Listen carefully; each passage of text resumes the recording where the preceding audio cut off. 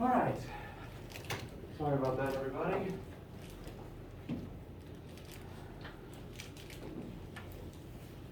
Technical difficulties abound today.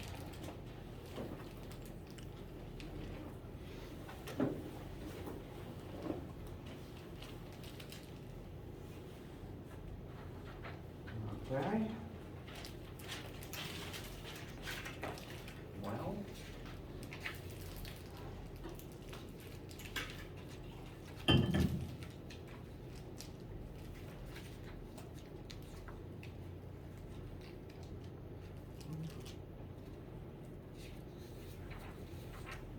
All right, finally.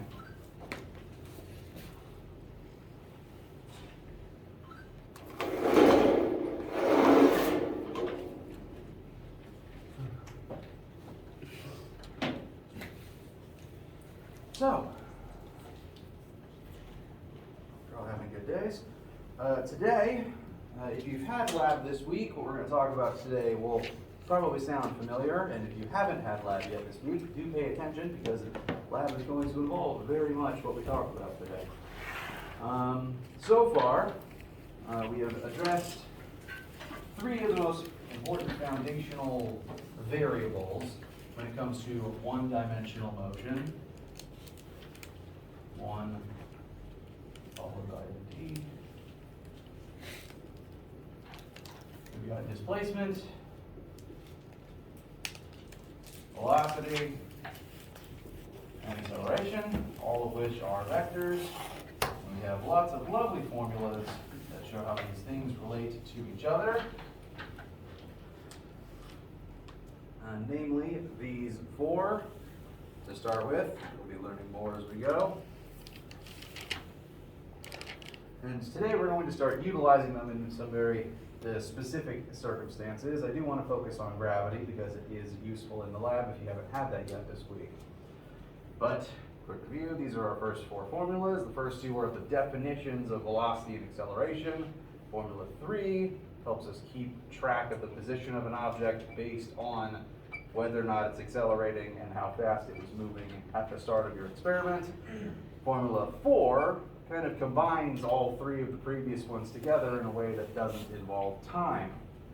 It's useful if you don't happen to know time for the question that you're working. Now,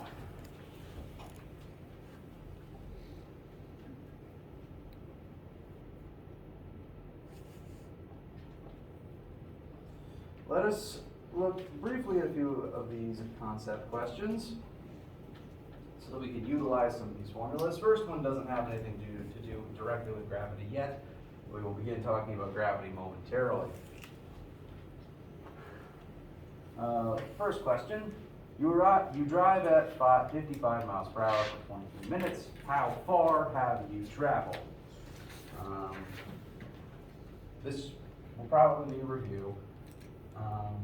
But to kind of step through what I usually recommend for working on a word problem like this, well, first you read the question, then we start listing variables that we know and don't know in the side of your work. You're given a velocity of 55 miles per hour and a time of 23 minutes.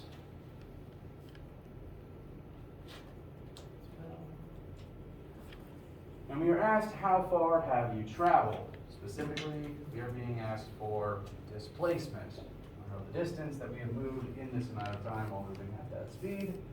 We list all the things that we know, we list the thing that we want, and then we check our list of formulas to see which formulas might contain all of those things. In this specific case, I recommend we use formula number 1. It seems like the most straightforward one for right now. We know velocity, we know time, we want to know how far we have gone. I will admit, small discrepancy. The notes will use delta x, delta y, and delta d interchangeably. They all refer to distance translated within a specific axis. D is sort of the generic version. It doesn't care what axis you're looking in. Most of the notes will probably default to X now that I think about it, based on what book the notes are being pulled from at the time. And so this would imply that we are looking at how the car moves in the horizontal x-axis. Sometimes you might say y if we're looking at the vertical axis. I'm frequently going to use y when we're looking at, say, falling objects. So if you're listing your variables and you list, say, the displacement as delta x stands in for that in the formula sheet as well. I want to make sure that is clear as an option. Oh, no, don't do that now. As soon as I step on a cable, the machine just has a bad time. So, we have our variables, there's our formula. We know v, we know t, we want delta x, so we can plug in 55 and 23 and solve for x. Is there anything we need to do first? Correct. Our velocity is miles per hour. Our time is in minutes. Normally, we do want to work in units like meters and seconds. In this specific case, the primary issue, though, is just that our two units of time don't match.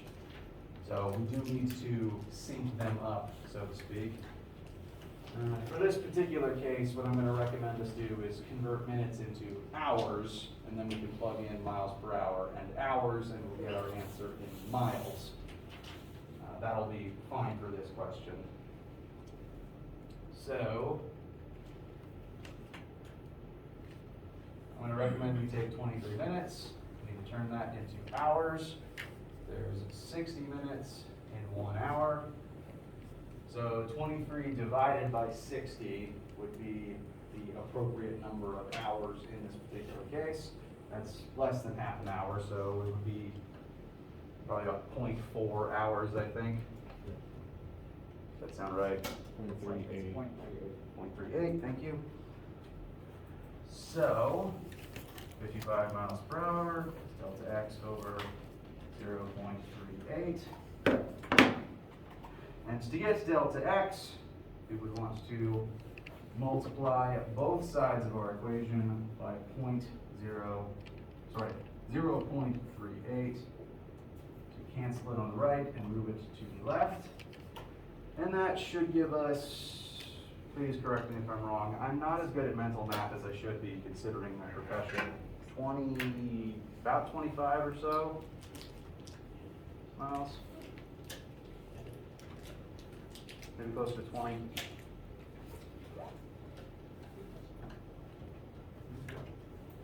$20.9. Say that again? 20.9. 20.9. That's wonderful.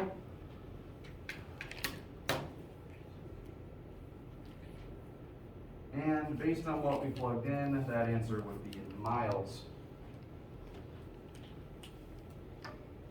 So, a little bit of algebra review to start us off today.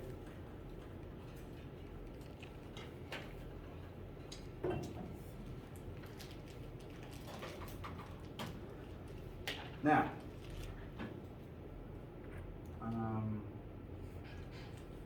I do want us to look at question 2, but first I want to explain a little bit about gravity for those who haven't had lab yet this week.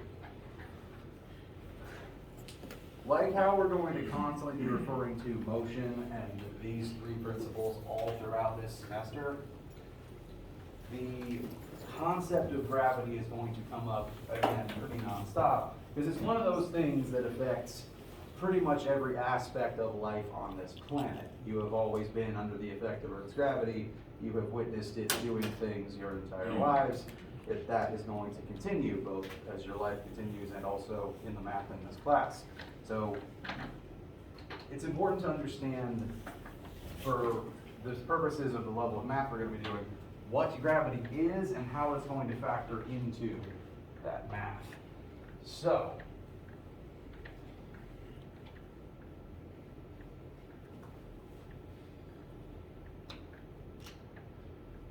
even if you've had lab this week, you should make sure this number is in your notes.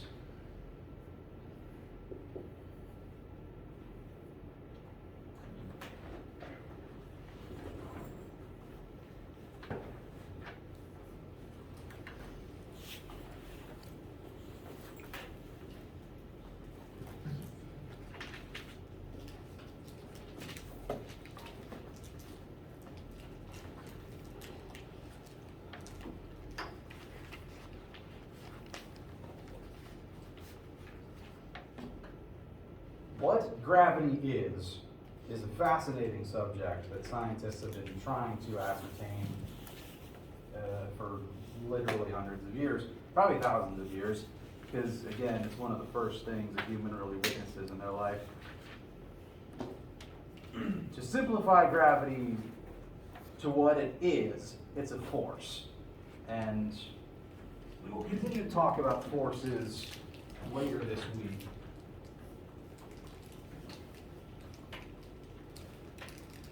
But to generalize force as a concept, you've dealt with forces also your whole lives, because every time you move your body or an object, or frankly even breathe, you are exerting a force, you are pushing or pulling on something to make that act happen.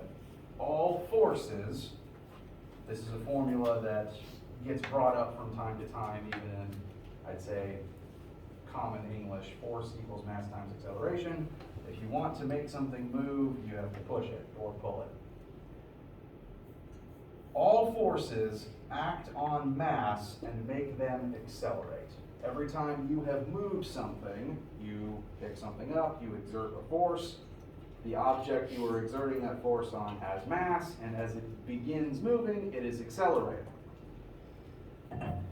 This describes what gravity does. Gravity is the force involved in this situation. Gravity is a force, and that force pulls on objects. For the sake of life on planet Earth, it very specifically pulls objects straight down towards Earth's core. And we, as beings made of matter, are made of mass. So the force of gravity acts on the mass in our bodies, and that causes us to accelerate towards Earth's core. So gravity is a force. There is a force acting on all of us that causes us to be pulled down. And that force is actually equivalent to the object's weight. What's currently on screen now is the distinction between weight and acceleration. Your weight, the force of gravity acting upon you, is that force. Your weight is the force. The number of pounds that something weighs is the force pulling down on it. And every different object with different masses, they all have different amounts of mass. They will all weigh different things depending on the mass in them. But a unique quirk of gravity on Earth is every different object, even if it has a different weight, is still going to accelerate at this rate. This is the acceleration that gravity causes when you are on planet Earth. This will change if you're not on planet Earth. If you are on the moon, gravity there is about 1/6. No, it's even weaker than 1/6. At least on, yeah, I should really have these figures memorized. Gravity on the moon, gravity on Mars, they are weaker than on Earth for lots of reasons, namely involving the mass of those planets. Gravity there is weaker. You don't accelerate as much on those planets. You don't weigh as much on those planets. This is a very important number for Earth, and it's going to come up repeatedly. It'll be on formula sheets, but it's good to have this in a place where you can access it quickly, because most of our questions are going to take place on Earth. Gravity is going to be present in a lot of them, and so this number, the acceleration that the force of gravity causes, will come up constantly. It is negative in that it points down. We tend to assume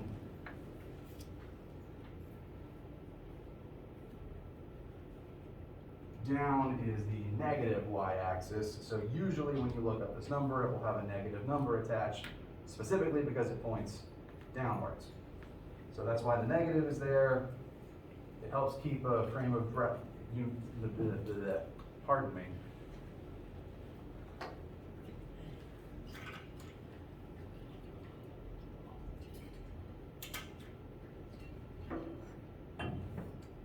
Negative is for direction.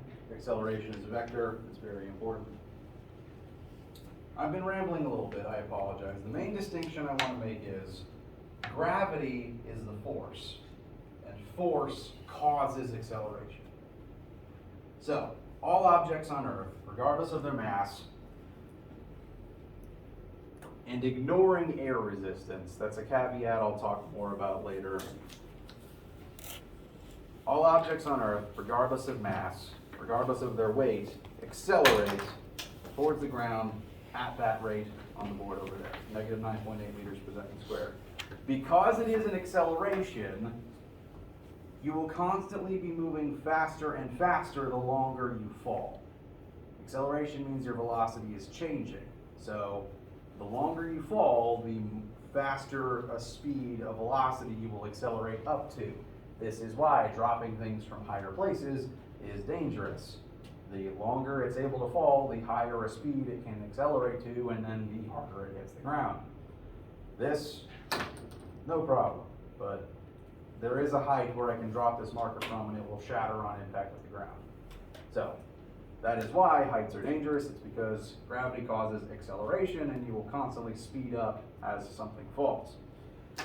This is important for the sake of our math, because it means that whenever we are looking at a falling situation, if we are examining the motion of a falling object, we can use this number to describe its vertical acceleration during that process. I wrote a G over here. This number shows up so much, it is so commonly used that it was given its own variable. In our formulas, everything tends to have its own variable. Velocity is a V, acceleration is an A. This number comes up so regularly, it was given its own variable, lowercase g. So if you see a lowercase g in a formula, you can automatically assume it's this number. That's just a free constant for you. But additionally, because g is an acceleration, you can plug it in to any formula that has an a in it. And that's what we're going to do now in just a second. So, you drop a stationary object that begins accelerating downwards due to the acceleration of gravity. How fast is it moving after 3 seconds? We'll stop right there. We'll just address how fast will this falling object be moving after 3 seconds.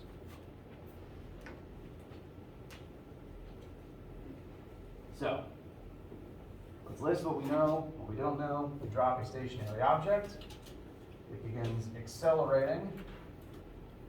So our acceleration will be equal to g, which is negative 9.8 meters per second squared. And we are asked, how fast is it moving after 3 seconds? So our change in time is 3 seconds. How fast is it moving? We want to know final velocity.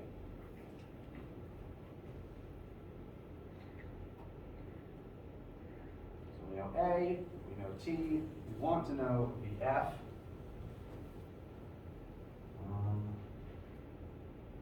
There is one more helpful thing we can interpret from this particular question.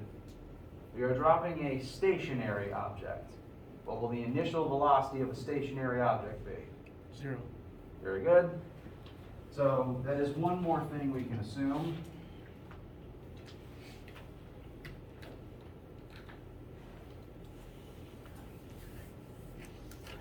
We know initial velocity is 0 and we want final velocity. With these pieces of information, what formula or formulas might be useful to tell us final velocity? Formula 2, very good.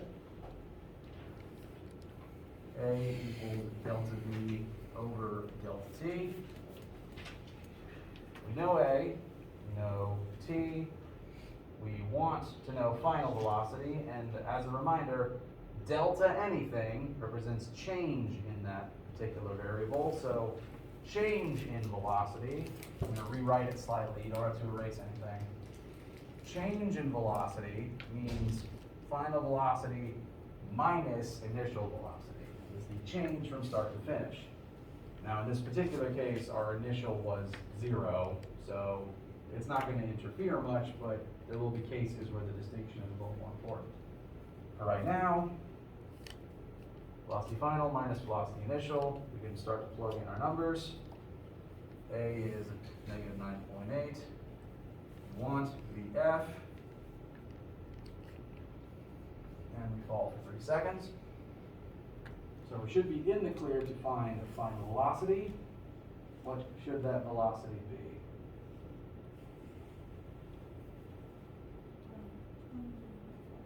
Very good.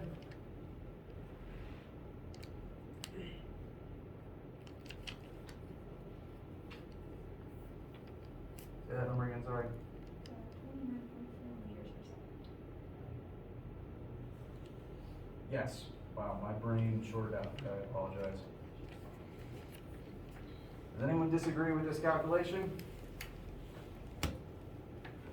All right, very good. There's one small note. One small thing I want to make note of.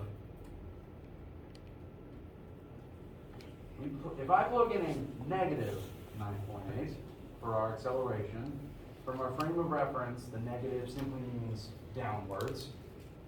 Acceleration is a vector, it has to point somewhere. In case of one-dimensional motion, falling objects, the two directions are positive for up or negative for down. We're accelerating downwards.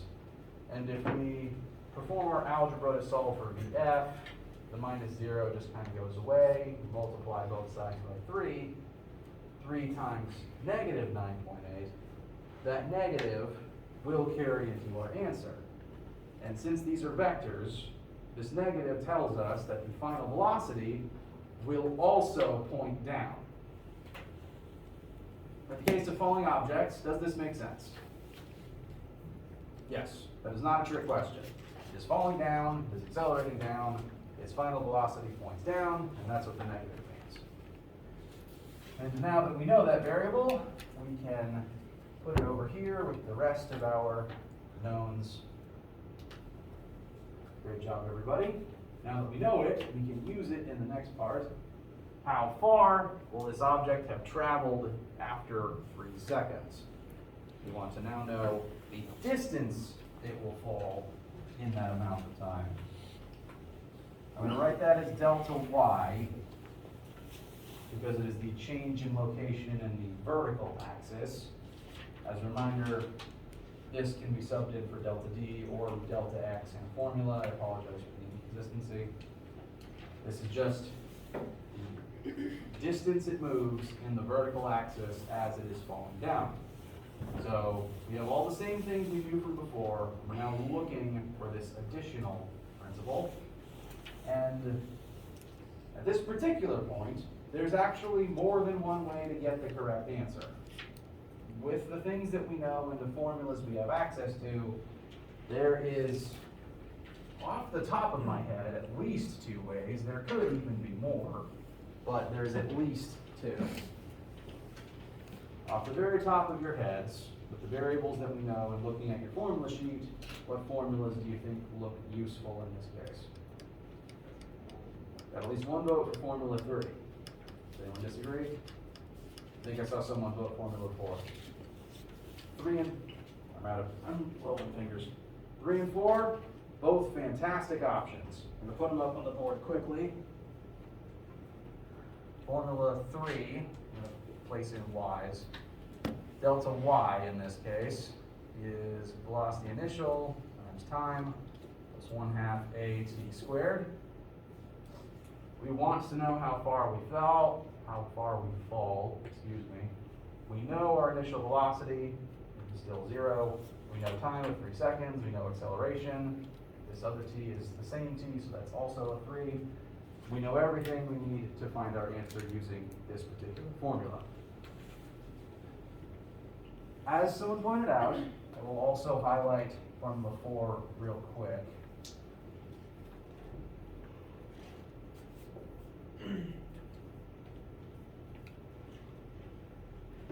Formula 4, this is the weird one that we'll probably use the least often, but in this case it would work.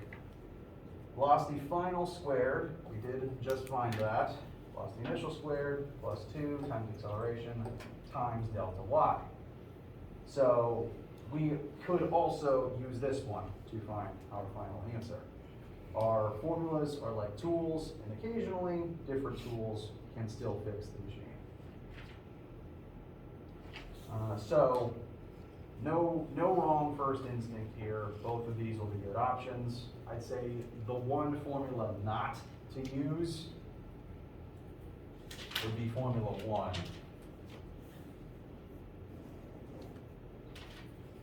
At a first glance, this one might look useful. We know various velocities. We want to know how far we moved. We know the time in which it moved. The problem is, this formula has a big old asterisk next to it. And this is something that you can go ahead and write on your notes if I haven't mentioned it to you yet.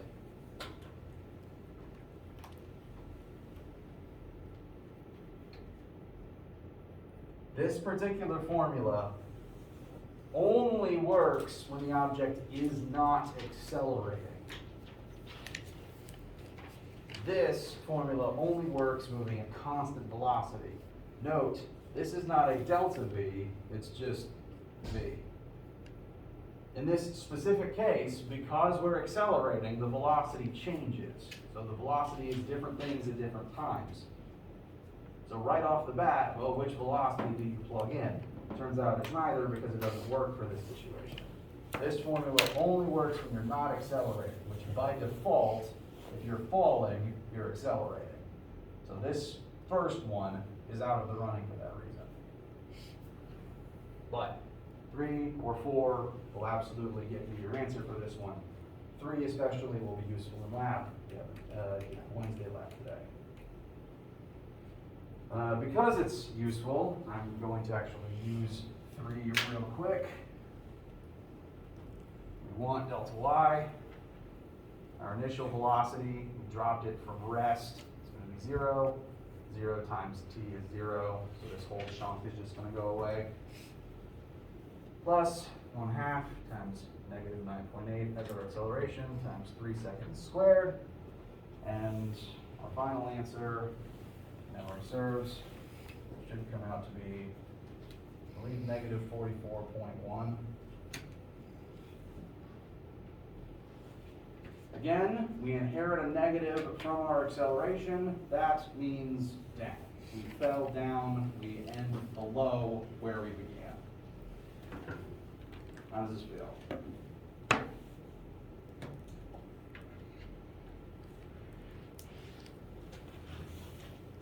All right. Questions so far?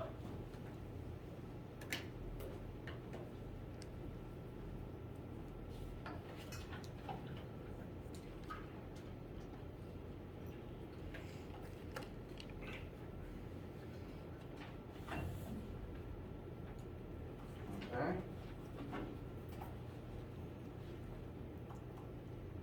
That's not what I want to see. Thank you, Windows 10.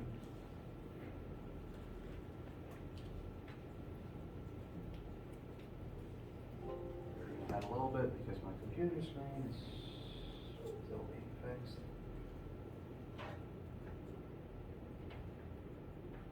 Okay.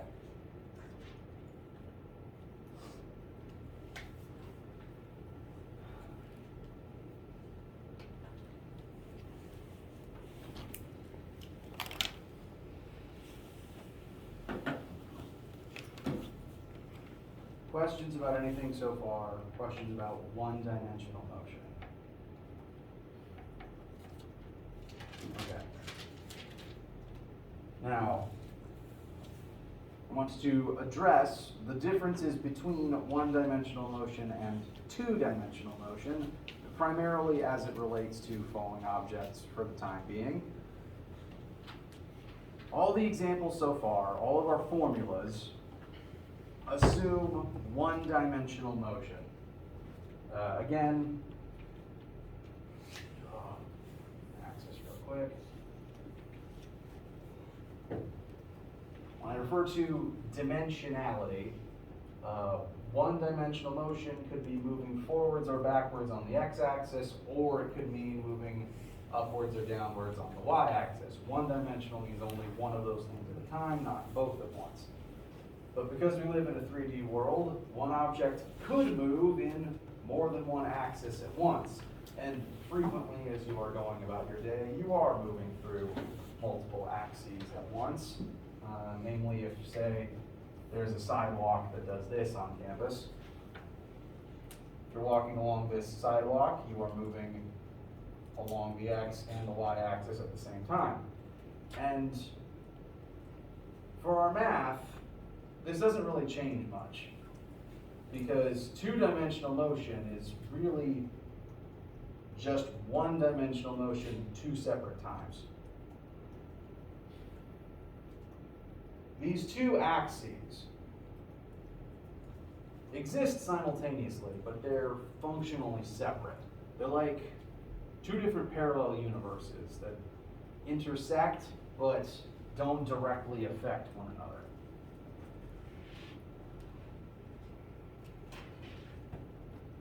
Let's say I can just do this right now.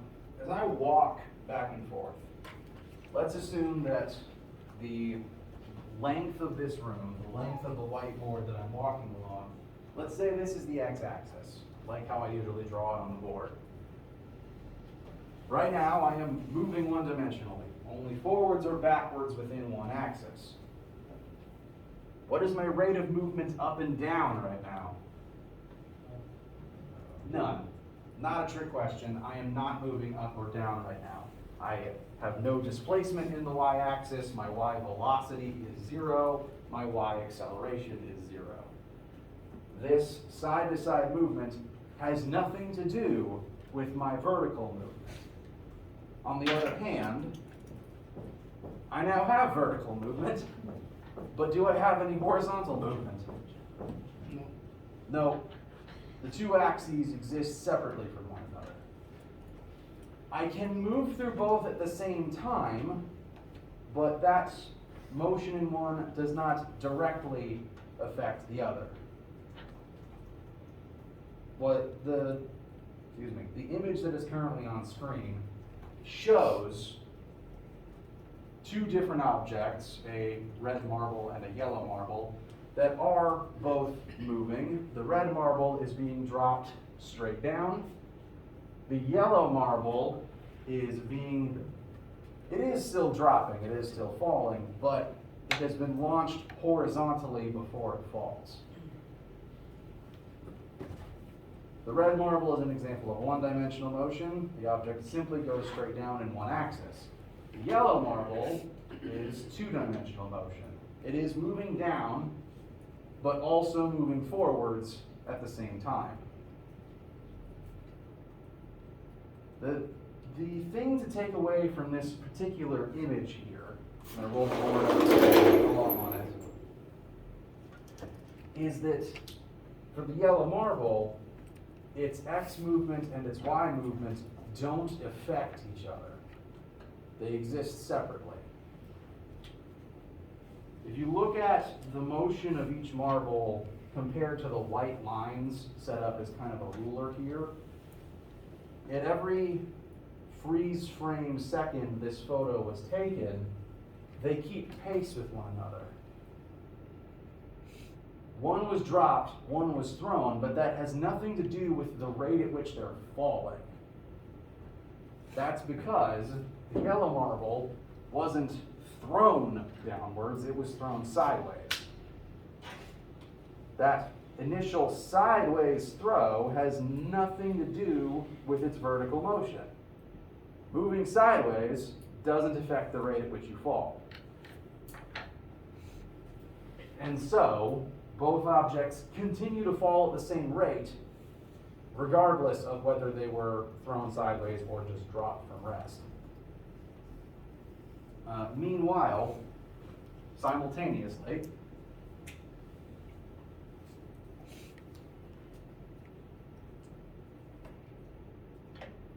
actually I did a visual, sorry.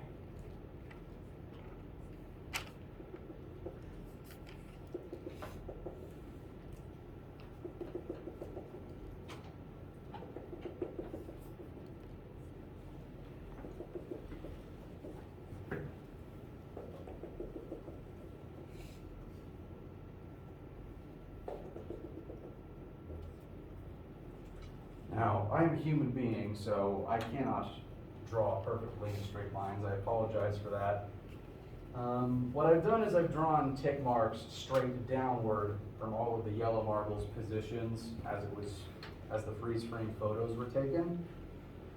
We know that both of these marbles are accelerating downwards. Because they are falling, they will naturally accelerate down because of gravity. Because they're accelerating, they're constantly getting faster and faster downwards because acceleration increases your velocity over time. Note that originally, each individual snapshot, the marbles are very close to their previous position. As time goes on, they get further and further away because they're getting faster and faster.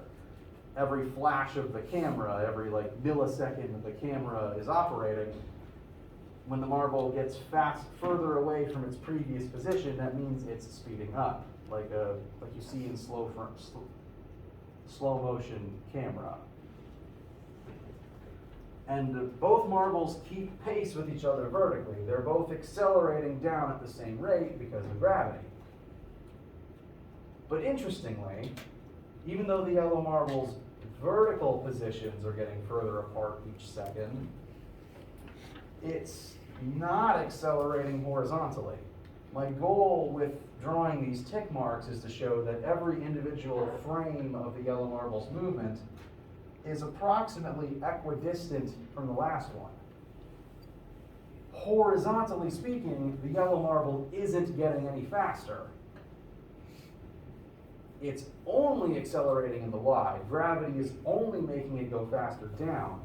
That vertical acceleration isn't affecting its horizontal motion. So if I was to list this as variables to use in a physics question, velocity initial for the red marble in the y-axis is 0. Velocity initial in the x-axis for the red marble is 0. The acceleration in the x-axis for the red marble, is that of gravity, because it's going to be falling down because of gravity. Oh, I wrote that wrong.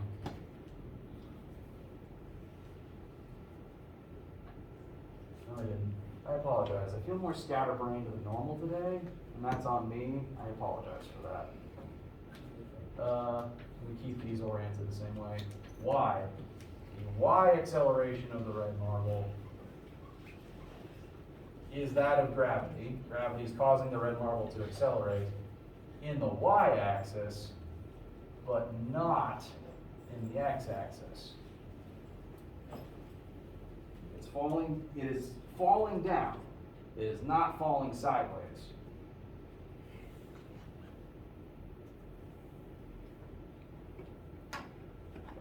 I don't have a yellow marker, and even if I did, it wouldn't be very visible on the board, so I'm going to write the yellow data in green.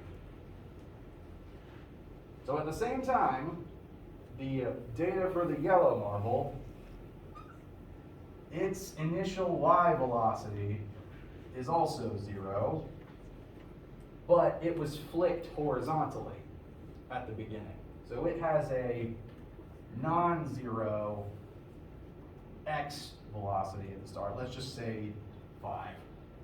Doesn't really matter. Initially, it has a x velocity. And that's going to remain constant all the way throughout because it's not accelerating sideways. It was flicked sideways, but once it's free, once it's falling, this won't change. This is constant until it hits the ground. Your downward acceleration does not affect your horizontal movement. The axes are separate. In terms of the accelerations, both marbles would be identical.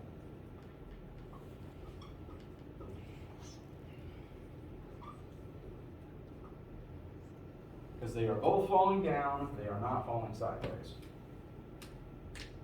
So, when looking at a two-dimensional situation,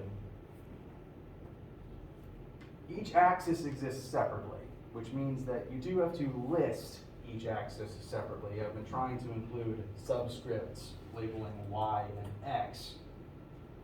And because they're functionally in different dimensions, they don't affect each other, which means we can work the y variables by themselves in their own formula, and that doesn't affect the x variable at all. As long as we just take y variables, we can plug them into their own formula, and that works just fine. We can also take the x variables, plug them into their own formula, that works fine. You just don't want to put x's and y's together unless there's a very weird special case. Two-dimensional motion is just one-dimensional motion twice. They don't directly affect each other. We'll start doing more examples of this as we continue, namely because my goal for Friday is to start looking at Chapter 2 and forces. And brief glimpse ahead, forces are vectors. They have directions, they point in many different directions. So some of our force questions will be two-dimensional motion, and we'll continue elaborating on that as we go. Any questions right now? All right. Let me know if you have any questions, and if you have a Wednesday lab, I will see you this afternoon. If you don't have Wednesday lab, I will see you Friday. Have a nice day.